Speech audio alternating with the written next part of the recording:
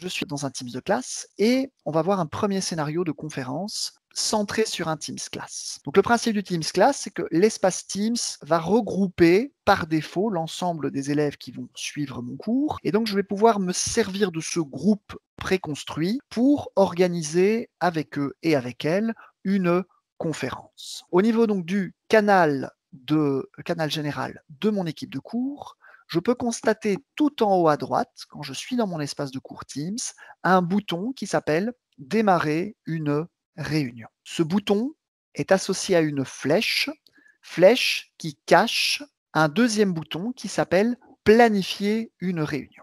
La première chose qu'on va faire ensemble aujourd'hui, c'est distinguer ces deux boutons.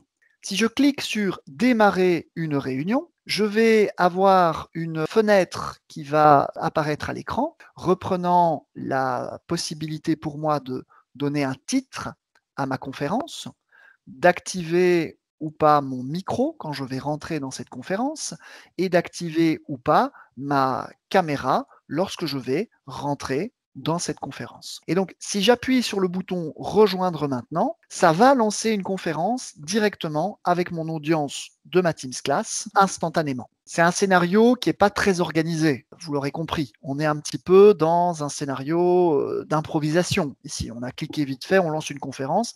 Est-ce que les étudiants et étudiantes étaient prévenus que on ne sait pas. Est-ce que les étudiants et étudiantes sont connectés en ce moment sur leur ordinateur dans Teams ou leur smartphone ou leur tablette? On ne sait pas.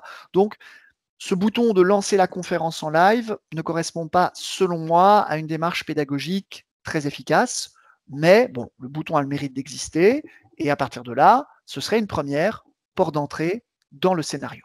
Cependant, je vais maintenant fermer cette fenêtre. Je vais maintenant m'intéresser en haut à droite de mon écran. Au niveau de ce bouton Démarrer une réunion, je vais appuyer sur la petite flèche qui est juste à côté et qui va me permettre non plus de démarrer une réunion, mais de planifier une réunion avec mon audience. En cliquant sur ce bouton, j'ai une fenêtre de création qui apparaît devant moi et qui va nous permettre d'indiquer les informations pratiques de cette conférence. On va directement passer à la troisième ligne, le calendrier, qui va permettre d'indiquer la date et l'heure de début ainsi que la date et l'heure de fin estimée de cette conférence. Donc ce sont des informations ça, qui seront transmises à votre audience. Si vous mettez un timing ici et un timing ici, ça ne lancera pas la conférence automatiquement à 15h30 et ça ne la stoppera pas automatiquement à 16h. Ça dit à votre audience que vous prévoyez de lancer votre conférence à ce moment-là et que vous prévoyez de l'arrêter à ce moment-là, mais ce sera vous, professeur dans votre conférence, qui aurez le loisir de la commencer en avance, de la commencer en retard, de la terminer en avance ou de la terminer en retard, selon vos priorités. Vous avez également ici la possibilité de créer une récurrence. Bien souvent, je pense, ça pourrait être une option intéressante pour vous puisque vous aurez ainsi la possibilité de choisir selon un cycle journalier, hebdomadaire, mensuel ou personnalisé, à quel niveau de répétition on va se trouver pour les conférences que vous voudrez faire avec ce même groupe d'étudiants et d'étudiantes. Ça vous permettrait donc de créer une seule fois tout un cycle de plusieurs conférences qui vont se répéter selon les intervalles que vous aurez définis. L'indicateur de position vous permet, dans le cadre par exemple d'un cours hybride, de proposer d'indiquer le local, l'amphithéâtre, la salle de cours où vous allez professer en physique, parallèlement à la conférence que vous allez choisir peut-être de donner en live.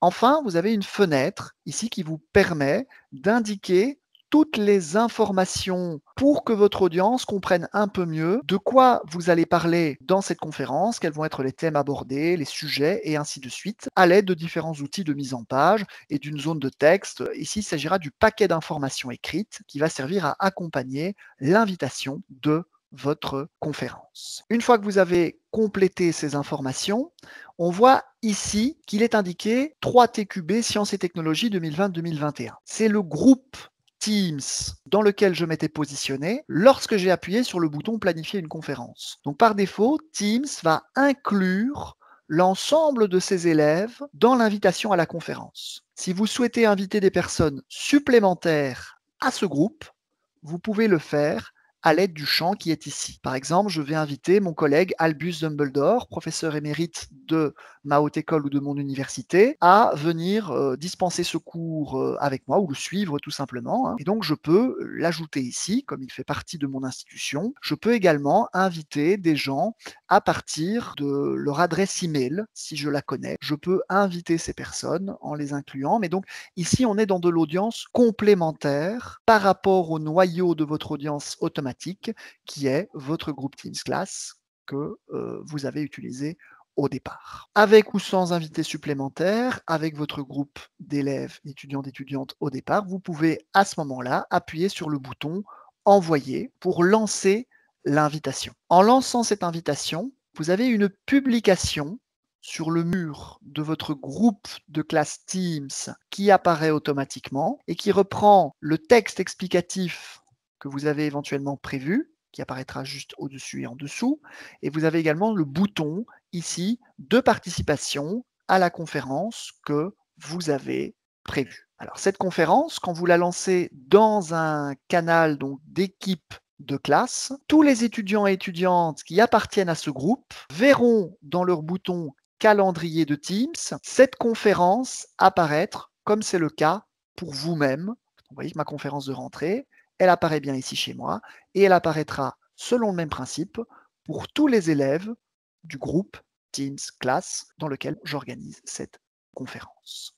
En tant que professeur, selon la configuration qui a été faite par le service informatique au niveau de la plateforme Teams, il pourra être intéressant d'aller faire éventuellement quelques réglages complémentaires avant de rentrer dans la conférence. Ces réglages complémentaires, ils sont très faciles à faire. Si nécessaire, il vous suffit de cliquer sur votre conférence et ça vous ramène sur la fenêtre de création qu'on avait vue il y a quelques minutes. Il y a deux différences importantes entre la situation qu'on a vue il y a quelques minutes et la situation maintenant. C'est que vous avez d'abord un bouton Options ici en haut de l'écran qui est apparu. Ce bouton Options n'était pas là lorsque vous avez créé la conférence. Et c'est normal, il n'apparaît qu'après coup. Vous avez également dans le descriptif de la conférence un lien cliquable qui s'appelle Rejoindre la réunion Teams que vous pouvez bien entendu copier pour le coller dans une publication, dans un message, dans un mail. Le principe est très simple. Ce lien cliquable, donc les gens à qui vous donnerez ce lien,